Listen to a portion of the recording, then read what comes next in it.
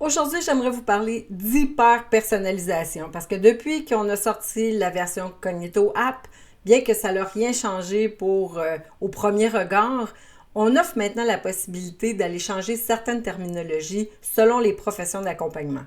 Donc, pour le faire, vous allez dans les paramètres. Et dans les paramètres, vous avez maintenant un onglet qui s'appelle Terminologie. De base, il est à coach. Donc, à coach, on a ici le parcours, la profession c'est coach. Fait que partout ce que c'est nommé le nom de la profession c'est coach. On parle vraiment de parcours et on parle aussi d'une requête. Fait que donc, pour ce volet-là, ça n'a absolument rien changé. Mais on peut désormais décider que oui, mais moi, je ne suis pas coach, que ça ne me correspond pas comme profession. Je veux la mettre par défaut. Par défaut, qu'est-ce que ça change? Bien là, maintenant, on va parler de professionnel au lieu de coach.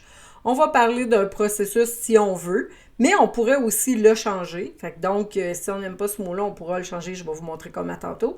Puis, une requête dans le parcours. Fait que donc, on est vraiment dans cet univers-là où on devient plus général.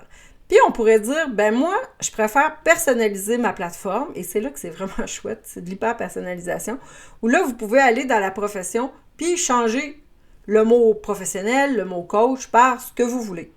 Un accompagnant de peu importe. Un psychothérapeute, un formateur, un conférencier, un accélérateur de potentiel, peu importe ce que vous décidez de mettre, vous pouvez changer la profession partout. Puis vous devez le faire dans toutes les langues, bien entendu, pour que ça soit cohérent partout dans la plateforme. Vous pourriez aussi également dire, le processus, le mot ne veut rien dire pour moi, ne veut rien dire pour mes clients, je veux le changer. Pas de souci, on peut le changer aussi. Fait que donc, on change les mots en singulier, en pluriel, etc.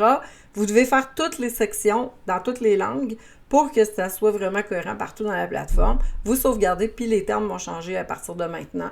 Vous pouvez y revenir si vous voulez, mais maintenant, vous allez pouvoir hyper personnaliser votre plateforme. La même chose pour les requêtes. Les requêtes, il y en a qui disent, ben moi, ça ne veut rien dire pour mes clients, c'est pas quelque chose qui fait du sens pour eux. Pas de souci. Vous pouvez changer le mot pour ce que vous voulez.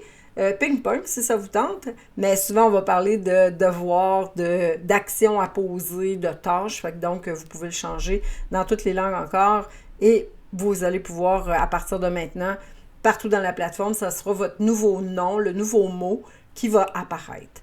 Donc, c'était ici l'hyper-personnalisation. J'espère que la terminologie, je dirais, améliorée va vous plaire. Si vous avez des commentaires, des suggestions, on est toujours là pour y répondre avec grand plaisir. Je vous souhaite une bonne découverte. Au plaisir. Bye!